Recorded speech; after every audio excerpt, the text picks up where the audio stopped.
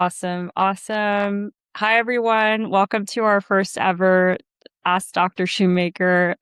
So we're really excited for this. And we're hosting this at around lunchtime, Eastern time. So we can technically call this a lunch and learn. It's the first time we're hosting a webinar like this. And the two individuals that need no introduction, Dr. Shoemaker and Dr. Scott McMahon, are joining us here today. And Dr. Shoemaker, what are we presenting on today? Well, we're going to present on one of my recent talks. So it's not brand new, but last week it was pretty new. We're going to talk about T3 positives and triple positives and its role in some of the most complicated CIRS patients you've ever seen, but also it's a whole new wave of looking at CIRS. We now have six separate different layers of causation that we put into the discussion of CIRS, and that'll be probably where I get started. Awesome. And I know you're wearing your triple positive shirts too. So Yay! yay, it makes it so much more fun. Awesome. So I'm going to share my screen and we can go ahead and dive into the details. And after this presentation, we will have time for Q&A too. So as you're going through, if you have any questions that come up, there's a way to submit your questions via the Q&A feature. So Dr. Shoemaker, please take it away.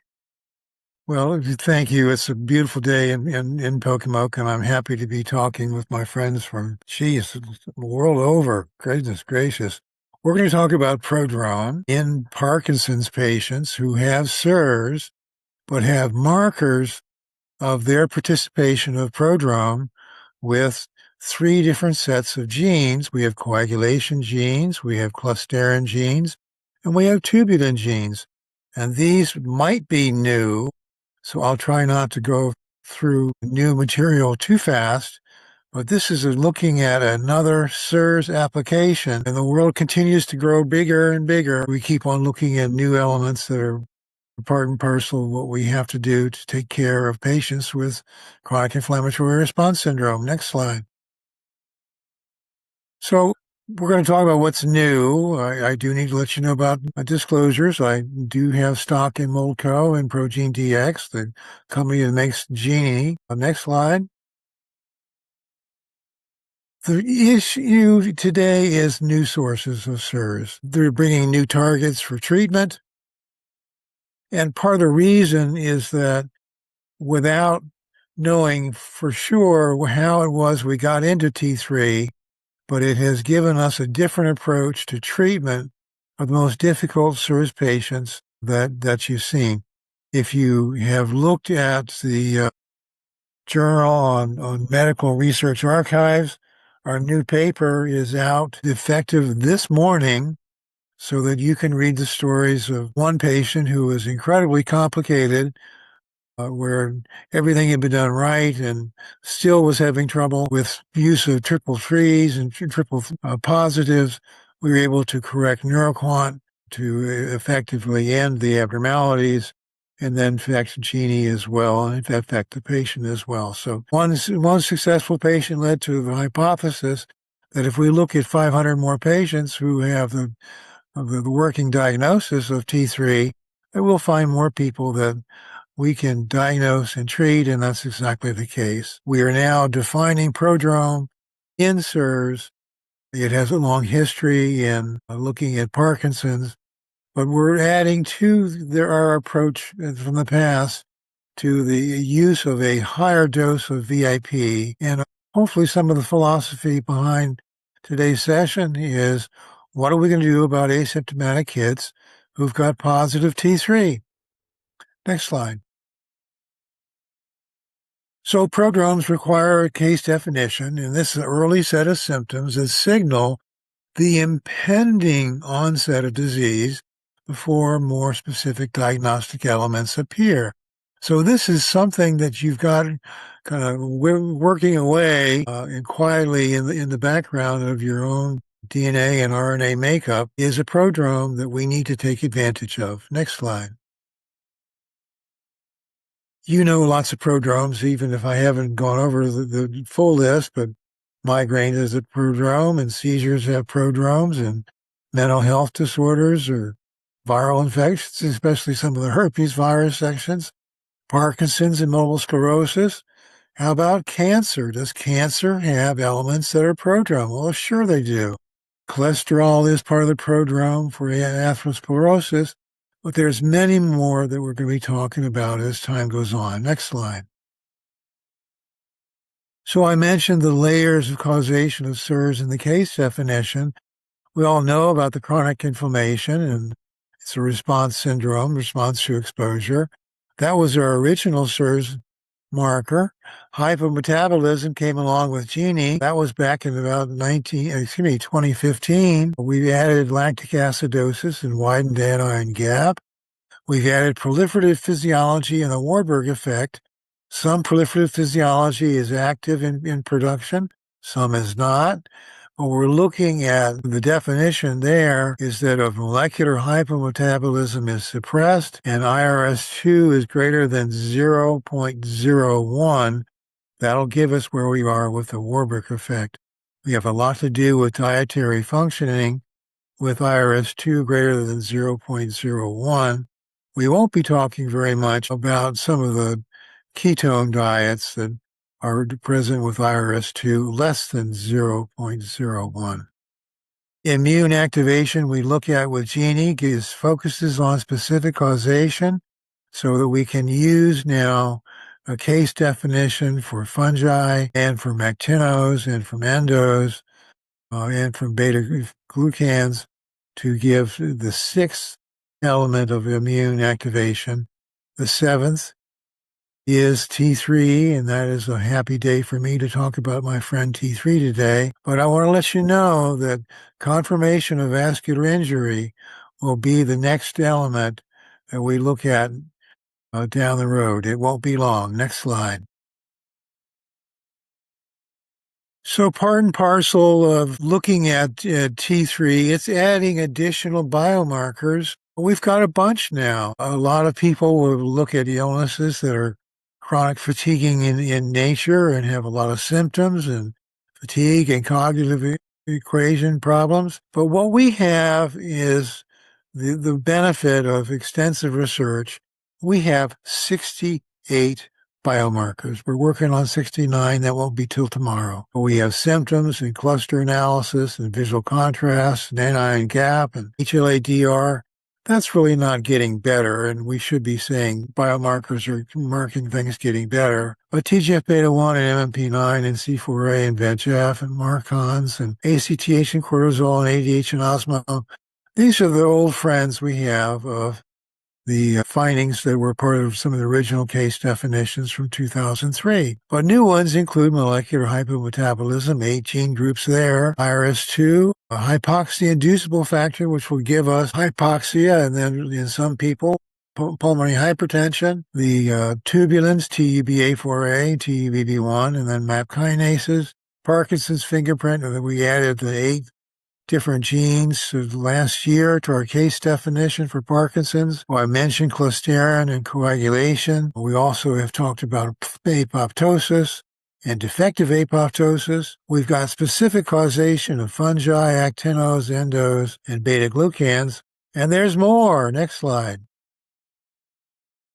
Gray matter nuclear atrophy on neuroquant, cortical gray atrophy, forebrain parenchyma, superior lateral ventricle. Tell us about role of protein in neuroquant as well. So we've got T regulatory cells and T cell synapse to add to these goodies. Actino in skin is in wide use. Actino in blood is not in wide use. This is going to be a biggie. We'll be looking at extracellular vesicles and talking about those in a new paper as soon as Scott's ready to go. Scott, you ready to start a new paper? All right. We have talked about Lyme acutely and Lyme treated, cytokines of their own element in what's new, CD14, TOL4, TOL2, antigliadin. And here is our new one. Next slide. New players, AKT, RELA, and TOL2. These are the gifts from T3 to bring out far more than what we've known before about the molecular biology of CIRS. Next slide. In case you don't remember the paper from MRA 2024 or the one in 2025, we've talked about combination of clusterin genes, coagulation, and tubulins for a while, but here they are now in their maturity of use on a daily basis. Next slide. The CIRS prodromes, we're looking at activation as a marker of prodromes in CIRS, and particularly in the links to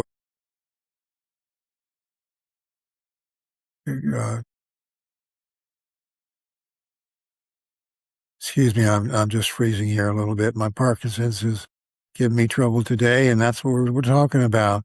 If we look at observation matching of Z-scores for clusterin, CSCOU, we get 10 more coag genes and tubulins, and we look as we can increase standard deviation or dispersion. As that number gets greater, the incidence of T3 increases. We have lessons from dispersion. We have now over 500 cases of T3 positive. Lab error has been ruled out thanks to Jimmy Ryan's insistence on no lab error. We've taken care of that. Intervention from the CIRS protocol will be looked at. We're looking at interesting findings there where we have reduced percentages of hypometabolism and increasing numbers of cytokines, and then CIRS biomarkers are decreased. So just to let you know, the T3 is bringing us a new findings, and we're excited about that. Next slide.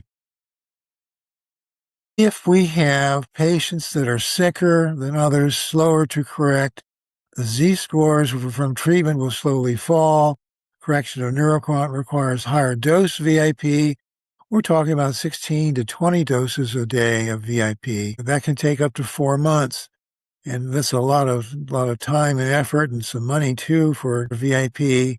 What we're doing is saying, when we have fixing brains, people think that's usually a good idea and like to have that taken care of. But intervention for our pediatric cases is still going to be on my questions as we go throughout this morning's or this afternoon's discussion. If we've got triple positive but asymptomatic patients, are we looking at a congenital defect? Risk appears as AKT and RELA and TOL2 appear. As the biomarkers abate with treatment, we get diminishment of TOL2, AKT will fall.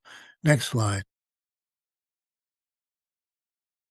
So far, the youngest Genie patient we've got with T3 is age 3 in duration.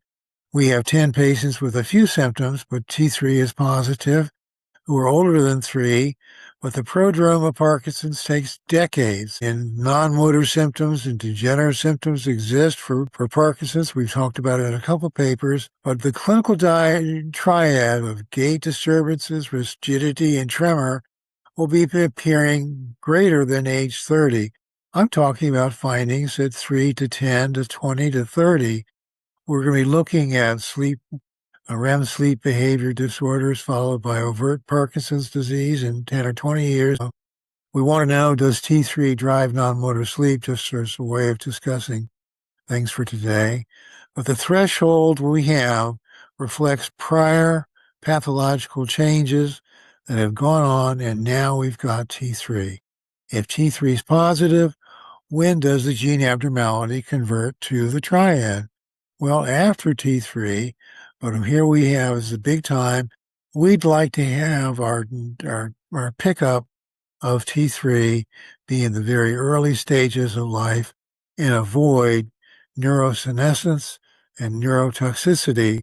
That's part of what we look at now with Parkinson's and Alzheimer's to a lesser extent. Next slide. So it's speculation, but as T3 is positive, should we try to treat before pathology ensues? I'm suggesting that's not a bad idea. Let's see if that flies today. Imagine having data sets, and I'm going to show you those in a few minutes, showing adverse effects of T3. The FDA-approved meds that we've been using off-label are still ones we can use off-label.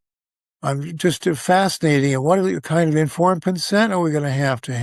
We're looking at informed consent on everything, it seems, in medicine, but now I imagine what we're going to be looking at is the duration of treatment determining by resolution of T3 plus. If T3 positive is fixed, then are we going to look at a shorter duration of Parkinson's and Alzheimer's? Do we have to wait for microglial cells to increase TOL2, or are we going to look at TOL2 being fixed to be abnormal and then fixed to be normal? Do we have to wait for substantia nigra to atrophy to diagnose Parkinson's? Do we have to wait until gut shows conversion, linking alpha-synuclein into nuclein, into microglial in the brain, coming from vagus nerves, the so-called body-first approach? Next slide. Or does activation of prodrome precede a clinical disorder affecting T3? So today, in this study, is T3 patients without active Parkinson's symptoms will see raised cholesterol, 3 or more coag genes, active tubulin responses. We're going to see upregulation of AKT, RELA, and TOL2. That may be compensated for, as far as TOL2 goes, with elevation of CD14. I call this the Dorniger assay, and when he writes his paper, Eric can tell us what his Dorniger assay is. But we're after the effective use of high-dose VIP assessed at 4 to 6 months, marked by reduction of coag cholesterol tubulins, and then the biggies AKT, RELA, and TOL2. Next slide. So this table looks at least 7 cohorts of people. We've got 296 people altogether in this study. We look at the difference between molecular hypermetabolism with T3 and dispersion being positive. That's less so when I said this is not the same as what we've seen before. It's a different layer, and we have more molecular hypermetabolism is positive and not negative. CIRS-2 is important looking at T3 and dispersion positive, and the z-score will be 2.79 for CIRS-2. If dispersion is negative, the dispersion falls to 0.69. If we look at some of the tubulin genes, they'll be 1.94, and then they'll fall to 1.48. Not quite as impressive as T3, D+, but look at D+ alone, 3.25 is now our z-score. Then our contrast, or our control group at the bottom, you're going to see that all of those control groups are very small. We are going to talk about caspase 3, 8, and 10 for a little bit, FOX3 for a lot because of FOX3 looking at the amount of changes in T3, D+, and then cytokines, and then the 10 aspects of coagulation next. Let's go to the next slide. So if we're going to look at cohort 2 with coag genes, I'm going to focus mostly on GP6. There is a GP9. I'm going to focus on ITGA, 2B, an integrin. There's the second integrin that we could look at. We can look at ITGB3, platelet factor 4, and SCLP. Here is the reason for the T3 being so wildly abnormal, because these 10 coag genes are ones we'll see routinely when we look at CLU, linking to coag, linking to the tubulins that we were looking at. Our cohort size are the same. Let's look at the next slide, because I think that really wants to look at what we're talking about of AKT for the prodrome, RELA for the prodrome, TOL2 for the prodrome, and look to see with D positives, AKT is 2.03. If D is negative, it's 0.41. So we're looking now more at a group of patients where we've got T3, we've talked about ad nauseum so far, but now we're going to add dispersion as well. If you've got tubulin genes, we don't have nearly the same goodies for the AT and RELA and TOL2, but the prodrome will be there with D plus and less than D minus. RELA is a plus minus situation for each of the 6 groups of cohorts, and the contrast is number 7. Told Shu, and then turbulence has some very big numbers as we go forward. Let's go to the next slide. So we're looking at treatment data reflects differences from different CIRS types. COAG leads the way. Vascular hypothesis of dementia for the Sidney Strickland has been talking about for a while. We'll talk about probably another day. We'll be looking at microclots and microbleeds another day. But this is going along with the source of binding of fibrinogen to beta amyloid, as well as the role of extracellular chaperones as a CLU inhibiting amyloid as well. So we've got CLU serving a vital role in keeping beta amyloid away from creating the problems with lack of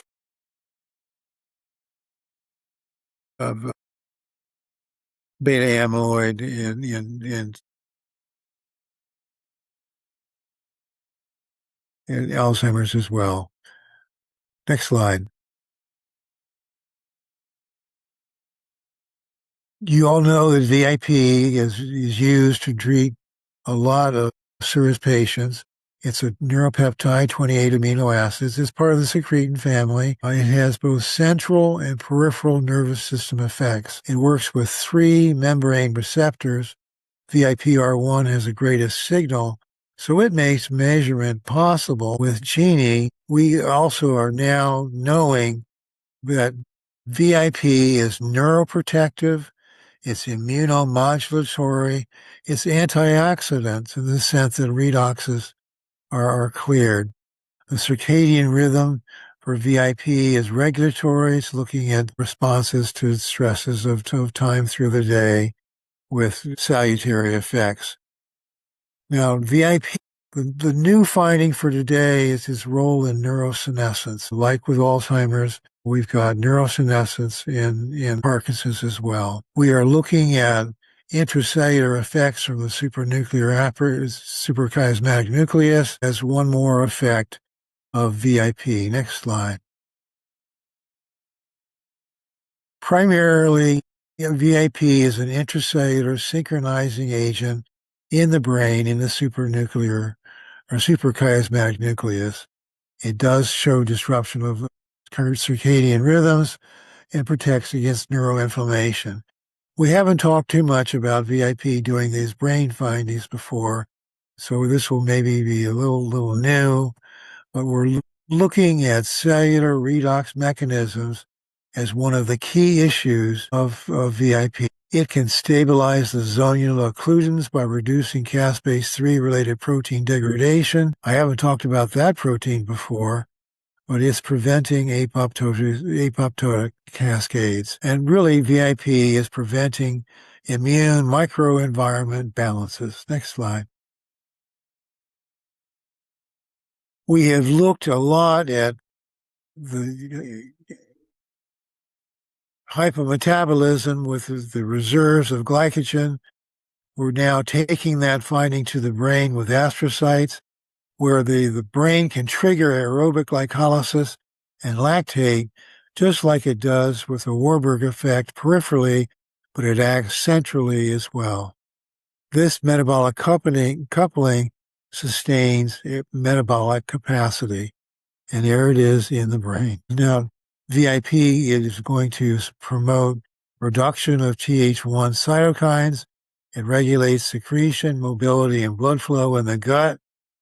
It also is having the same effects in the brain, is expressed in enteric nerves, especially the vagus, and blocks alpha-synuclein or synuclein coming down from the brain into the vagus nerve, present more in prodrome than we see in any other spot in the body. VIP is activating adenyl cyclase in the heart.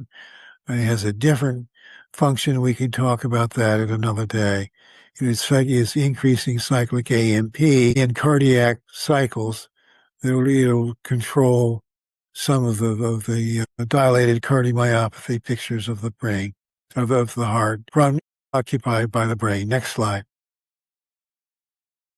To finish up, VIP is modulating the hippocampus where there's synaptic plasticity. We hear about synapses in the hippocampus with Alzheimer's disease. The plasticity is affected by VIP.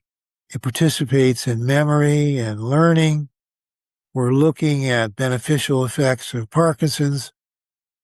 Treatment, high concentration of the brain and peripheral nerves is one of our enemies. We are making progress with Prodrome at fixing brain injury. Sorry to have a couple freezes along this discussion today, but it's been about 30 minutes and certainly be willing to take any questions that you might have. Amazing. Thank you so much, Dr. Shoemaker. As someone who had triple positives, did the high dose VIP and had that corrected, was really excited to see this research and help bring that to more patients. So thank you so much for all of your tremendous contribution to this field. Julian, would you be able to share how folks can submit their questions for us to handpick that and have Dr. Shoemaker and Dr. Scott answer? Yes, absolutely. And first of all, hello, everyone. I'm Julian, also on the MoldCo team. I know some of you might know me from the Facebook groups and Reddit, and we definitely enjoy being part of the community, engaging with them. There's a Q&A function at the bottom of your screen, I believe, where you can click, submit your questions. And as you submit your question, we'll be receiving them and selecting a couple of them at the end. I also know that some of you emailed me some Q&A questions personally and also posted them on Facebook. So we have those in mind at the same time and look forward to replying to them. Awesome. All right, I'll just run through a quick presentation on our end. Also, a quick note, at MoldCo, we don't charge more for higher doses of VIP. We keep the price flat. So that's just a benefit that we've also released for our patients. So here's what we've done in the last month. We're really excited to share that with you all today. We have our first month free at MoldCo. It's a limited time promo. We've also launched some onboarding videos with Ali on our team. We've also launched a new MoldCo app so you can take your provider and concierge care on the go. And we've also rebuilt our lab results page so the results are clear and more in-depth behind the rationale behind each of the labs and reference ranges. Also, another side note, for the folks on the webinar, we've released another promotional offer, 15% off of all of our labs. The code is webinar15, all one word, and that's available until tomorrow. So just a quick unpacking of what's new. It's $0 due today for the first month of free at MoldCo. We also have, again, Ali walking you through your treatment plan with really in-depth videos. So it's really clear for folks that are new to this approach, which we're really excited about as we're expanding beyond the CIRS community and serving more patients. And we've developed this app mainly because a lot of our patients requested having a mobile app. We've noticed that 80% of our members are actually logging into their MoldCo portal via their phone. So we're really excited about this. It's already a very popular feature that we have in place. And then, of course, our lab testing too, where you can read in-depth insights. And a quick note, our starter panel is only $56, and that includes MMP9, MSH, and TGF-beta1. And that panel's at cost for us. Awesome. And that's what we've released in last month. We're really excited to roll that out, and I'll stop sharing and start answering some of the questions that are coming in. Julian, could you also submit some of the questions you're seeing from the community too, just to make sure that we cover as much as possible today? First question, can MoldCo treat endotoxin illness? Dr. Scott, would you want to address that one? At this point, I think when we treat mold-based illness, we're also treating endotoxin illness. We don't have a specific therapy for that, but there hasn't been one developed for chronic inflammatory response syndrome. So I think you're getting state-of-the-art care as you go through the protocol. Just to add to Scott's suggestions, we have the ability to detect endotoxin with Genie. We certainly look for injury to the CNS with a neuroquant, which shows distinct findings of endotoxins. We also can measure endotoxins in dust so that we have been treating endotoxin patients for years, and just recently been publishing, more papers. I think we've got 4 with endotoxins the last 2 years. So this is a golden age of treatment of endotoxins. And if I may throw out, as long as I've known you, Dr. Shoemaker, you've talked about, mold and bacteria and actinobacteria and the bacteria creating endotoxin. So this is not like we just figured this out. This is actually something that you've been talking about for at least 17 years that I know of. It's just now that we're getting data so that we can actually start searching and figuring more out about it. In our first case definition in 2003, we had endotoxins and actinos. Yeah. Amazing. I wanted to bring a quick question from the community about peptides. And there's someone asked if we could talk about peptides outside of VIP. Is there any research or any other peptides being used or looked into currently? Scott, you want to talk about peptides? Yeah, I haven't. I've seen patients who were using peptides and like BPC 157 and the like, and some had improvements and a lot didn't have any improvements. I have not seen any literature that is looking at CIRS patients and the use of peptides yet. So nothing in the literature that I'm aware of. In the most recent VIP paper, the one that came out together with one from 2016, there is 2 or 3 paragraphs and methods going over what we've got to go through to use peptides safely. And this is going to be the big deal. VIP went through that, starting with Sami Said in 1955 in Long Island. It's essentially one of the things we worry about is development of allergic problems or intolerance problems, because what we saw happening with erythropoietin, which is a peptide that was used extensively back in the early 2000s, was an allergic reaction to erythropoietin meant you didn't make the erythropoietin that functioned in a cell. Again, that was disaster. So that's the big deal. There are peptides out there. There's people talking about it on podcasts, but as far as rigorous dimension discussion of other peptides, we're still waiting for the first publication. Is it too early to comment on some of the anecdotal benefits we've been seeing with the GLP-1s, or perhaps a theory for why we're seeing some of those benefits? What are your thoughts there? I have not used a GLP-1. Yeah, I never used any either. I mean, they have some anti-inflammatory properties, and so they may contribute. But again, until somebody actually sits down and studies it rigorously and writes a paper, it's really hard to comment. Amazing. Next question. Can low-dose VIP still be used while in the environment?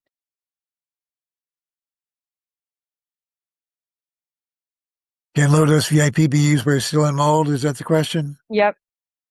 Yes, we will be beginning VIP at very low doses once we find out that there is intolerance from environmental sources, either of medications or with food or with chemicals. We don't wait to be removed. We fix the chemical intolerance as quickly as possible. Low-dose VIP can be beginning as low as 1 is 100,000. Similarly, it can start as high as 1 is 1,000. But it does take more time to become tolerant of medications and chemicals. And certainly, if there is a problem with low-dose VIP you're using for cholesevelam, that'll also add time to your treatment protocol. It is fascinating to see how much we have missed having treatment of chemical sensitivity, for example, until we had low-dose VIP. Yeah, the first time that I ever used low-dose VIP was when a patient that you suggested it for, Richie, Dr. Shoemaker, and this person was 14 years old, had missed school for almost 4 years and could only eat 3 foods without getting sick. And we had this miraculous results with her. She was back in school within 2 months and her diet became much less restrictive. These are life-saving events when low-dose VIP is working. It is you never want to leave it alone. If you If you don't have results from it, you probably need to dilute it more further. We use low-dose VIP at MoldCo as well, and we've been seeing very positive results through that.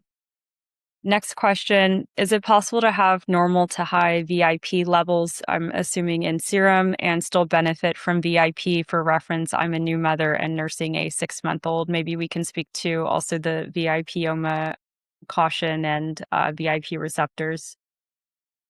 The issue is that we don't go on or clinically on the level of VIP. I, for example, have never suggested a blood test for VIP be done. Other people feel differently. But the VIP itself is not what we're looking for. We're looking for the effect of replacement VIP, not driving up levels, but taking care of the receptor VIP junction. So it's okay to go with a higher level of VIP in blood. The difficulty is that VIP is not working on the receptor the way it's supposed to. There are 3 receptors. Remember, I briefly gave a mention of that, and we don't have the way to measure all 3 very well. The signal is too low. Yeah, when I was in practice, I only used the serum VIP test for diagnosis because it was one of the biomarkers that Dr. Shoemaker had shown it could be used as a diagnostic test, but I didn't find any clinical relevance. And for that matter, I didn't find any clinical relevance on patients who were getting VIP. If I tested their VIP levels, I didn't see any change in clinical. Dr. Shoemaker, could I ask you a question about that? What do you think that low dose VIP is doing? Like if you're using 1 to 100 or 1 to 1,000 or 1 to 100,000, what do you think that is doing to the VIP receptors? Well, we have 2 possibilities. One is we're activating suppressed receptors through a genomic process that we don't know yet. We haven't figured out the genes that will make VIP at very low doses. And the other is a very exquisite sensitivity of the receptor in the individual who's going to be getting it. We don't know what really causes mobile chemical sensitivity, for example. But VIP does fix a whole series of them. Exactly. I'm going to modify this question a little bit. Does cholestyramine and colesevelam help if you're still in exposure? And should you be taking that medication while still in exposure? I didn't, maybe Scott will answer. I couldn't hear it. Yeah, I'll repeat the question. She was asking if colesevelam or cholestyramine help if you are still in exposure. And my experience is it helps some, but until you get out of exposure, you will not reach the optimum health that you could. So you should always be trying to get out of exposure. But that didn't stop me from trying to treat people because I knew they could get some benefit, but not as much as if they get out of exposure. And Dr. Shoemaker, you may have different experience. The question can be related as well to individuals who have to travel and in hotels and airplanes, which are notorious for being moldy environments, or someone who has occupational exposure, like a plumber, going to have exposure all day long, every workday. It's tragic in a way is that they don't get full benefit right away, but it's also supportive that we do have something to offer these folks where in the past we had nothing. So if I'm stuck with someone being exposed, I'll keep them on colesevelam. I probably won't give them cholestyramine. That's just too hard to take when you're not getting full benefit.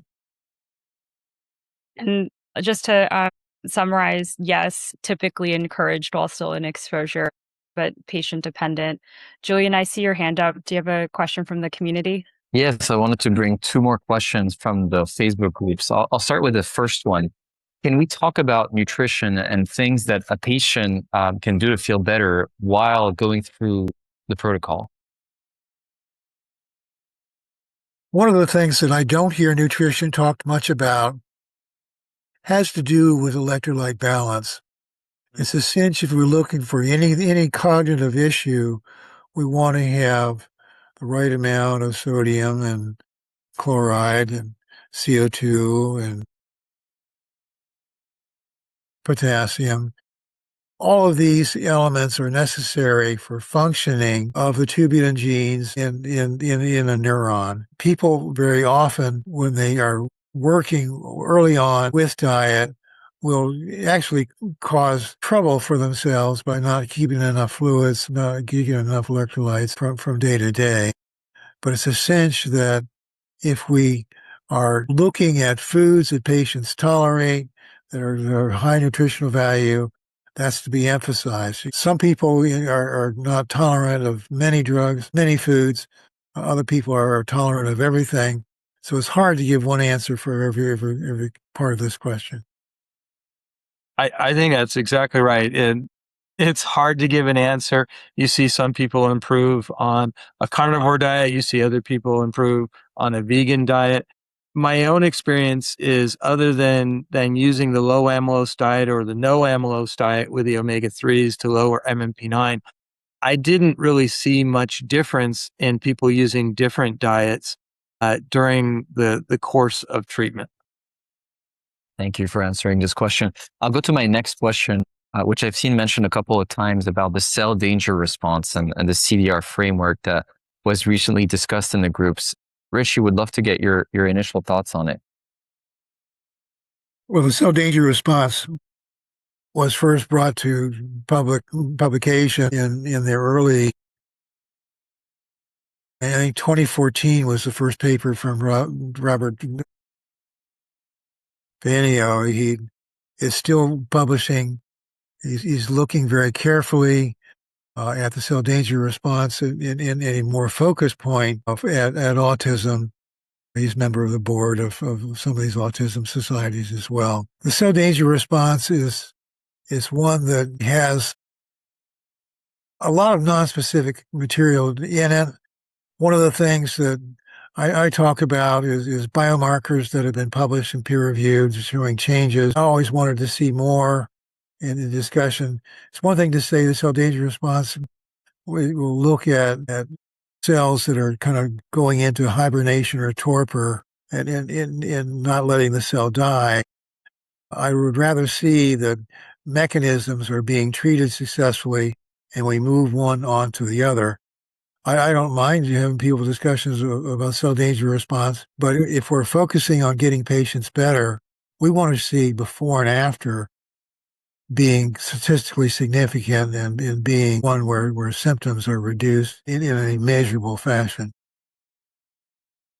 May you expand on Nabio's thesis around Suramin, the status of that medication, if there's other known treatments for treating cell danger response, and how validated the extracellular ATP thesis is, especially in humans, like expanding on where exactly is the science with cell danger response from treatment to the mechanism of action and more? Well, the science has been published, and we know that there are some elements that will be very much suppressed, like sphingolipins and phospholipids, but it is not really showing before and after. We're not really saying that we were able to use the cell danger response and fix sphingolipins. And that's a specific item that it is focused on in the literature. There's still the important issue of 2,000 different metabolic pathways.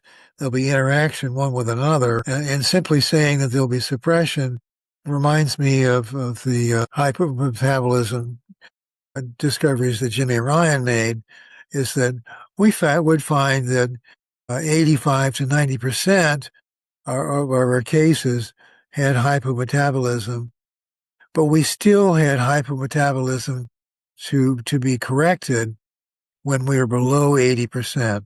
So that it's a series of events, not just saying, well, I've identified cell danger response and that's all I need to do. Dr. Scott, any additional thoughts there? I think Dr. Shoemaker very eloquently outlined what I would have said. Amazing. Question for Dr. Scott. And this is part of the patient advocacy work that we're doing in the background. How do you define mold toxicity, mold-related illness, and CIRS? Is this considered the same thing? How are we defining these terms, and how is that then applied to the work we're also doing within MoldCo? And what are the benefits of doing that? So CIRS, chronic inflammatory response syndrome, discovered by Dr. Shoemaker initially in 1996, has peer-reviewed, published diagnostic criteria that are based on symptoms and also on objective testing measures. And you have to meet certain criteria. You also have to document that there's an exposure, usually through visible mold, musty, mildewy smells, or commercial testing that shows elevation of mold.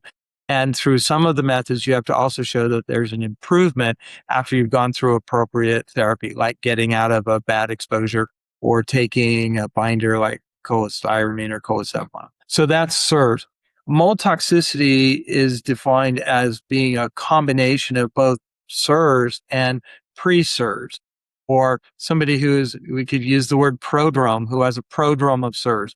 Usually will have a genetic predisposition, but doesn't have to, and will have quite a few symptoms, but maybe not enough to qualify for chronic inflammatory response syndrome diagnosis, and or maybe doesn't have enough abnormal lab tests to qualify for the diagnosis, but is somebody who's certainly moving in that direction.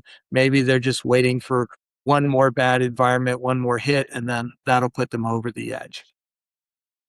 How do we approach treatment for both? So treatment wise at MoldCo, we treat them both the same. I mean, full-fledged CIRS or the pre-CIRS, all fall within mold toxicity. And we start with a three-step approach, which assumes that you're getting out of exposure. That's really the most important step. But we start with the binder, and then we treat the potential for MARCONs, and then we finish with VIP. Amazing. And also, just to highlight, we do more than just the 3 medications as well. There's guidance on diet, guidance on environment, specific evidence-based supplements, how to titrate, when to transition, how to do that, and more, just to highlight that point. Next question is a quick one. Is Genie available through MoldCo? The answer is no, not yet. So we're really excited about that test. Next question. I have reactive hypoglycemia, and it seems to be worsened on Welchol or colesevelam. Should patients like me avoid colesevelam and stick with cholestyramine, or are there other alternatives? We use Welchol exclusively um, when people have hypoglycemia. The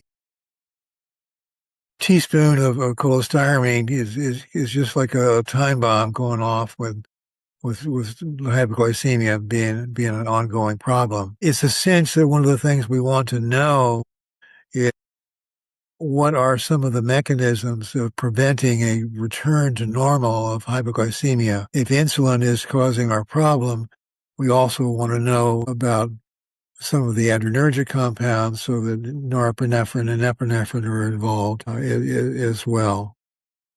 I would personally not use cholestyramine with reactive hypoglycemia until I had fixed the hypoglycemia.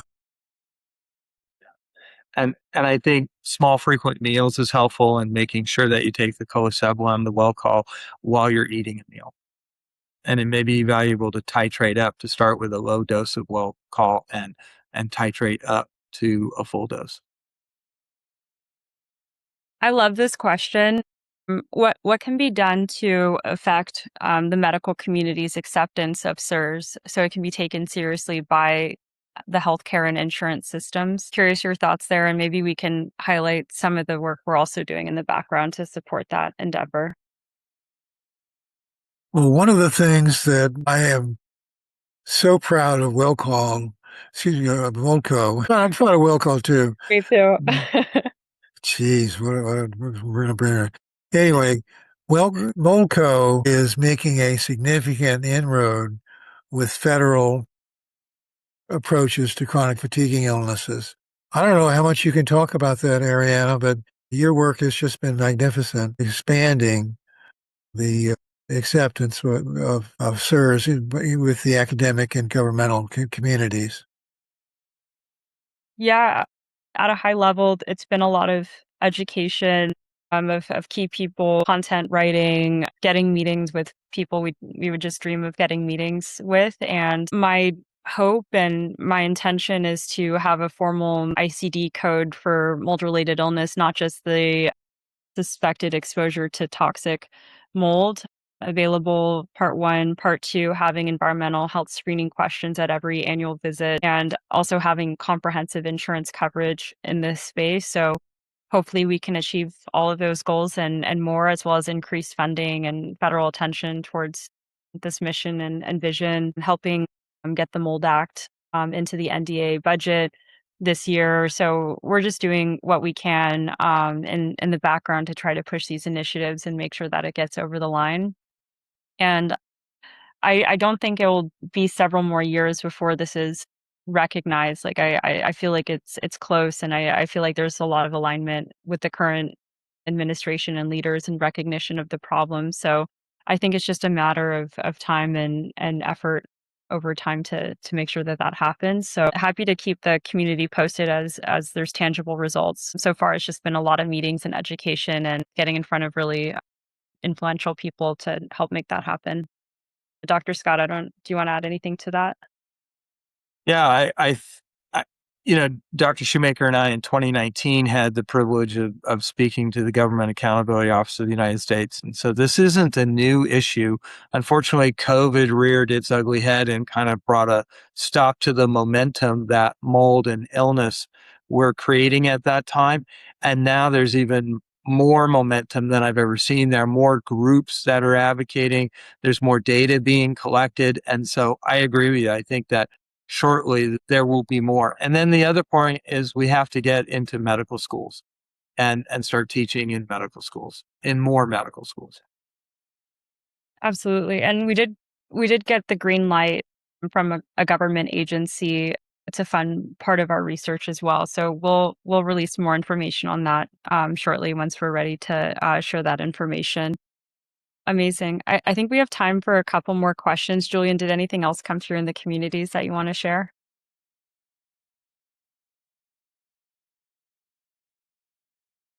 You're on mute, by the way. I am on mute and Yeah. I'm looking live at some of those questions. So give me just a little bit of time. Oh, one question I had was actually living in humid environments, living in Florida, for example, or Texas, where it's really hard to build a perfect home that will have a low enough humidity level inside. And that person, if I remember correctly, was asking, is there a chance that you can actually recover in those states where keeping the humidity levels inside is really low? And if so, what are the most important tactics that you can do to make that home a safe place to recover?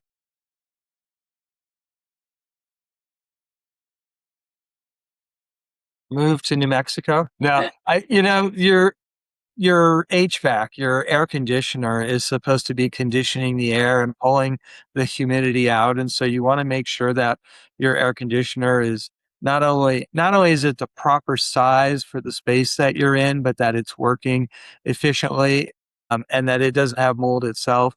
Some people need to additionally use dehumidifiers to try and bring that down. We'd like to see the humidity between 30 and 50% indoors, 55 maybe as a maximum. If you start, getting to 60 and going higher, then you're promoting mold growth inside. So it's really important to do what's necessary to bring that down. And sometimes that may also mean talking to a local air conditioning expert and seeing if the addition of ERVs and things like that can help improve the situation. Amazing. Thank you. We're coming to a close of our webinar. I just want to say a big thank you to Dr. Shoemaker and Dr. Scott McMahon for answering so many different questions, and also Dr. Shoemaker for presenting on triple positives. And thank you, Julian, for coordinating this with the community members and making this happen. This is a lot of fun. If you have any feedback or want us to keep posting this on a monthly basis or a more frequent basis, we would love that feedback and feedback on topics to discuss. And a reminder that we are running a gift for the attendees of this webinar with webinar 15, all one word, to get 15% off of all of our lab testing. I'll pass the mic to Julian because I see his hand up. It was actually the last question. I saw someone ask again what the code was. And so you just did it. So webinar 15, all testing, including the starter panel, 15% off. So great opportunity if you're looking for a retest or establishing a baseline or understanding your HLA type. This is all available at a 15% off pricing. Amazing. Thank you all so much. Hope you're staying in safe homes and environments, and see you next time. Take care. Bye.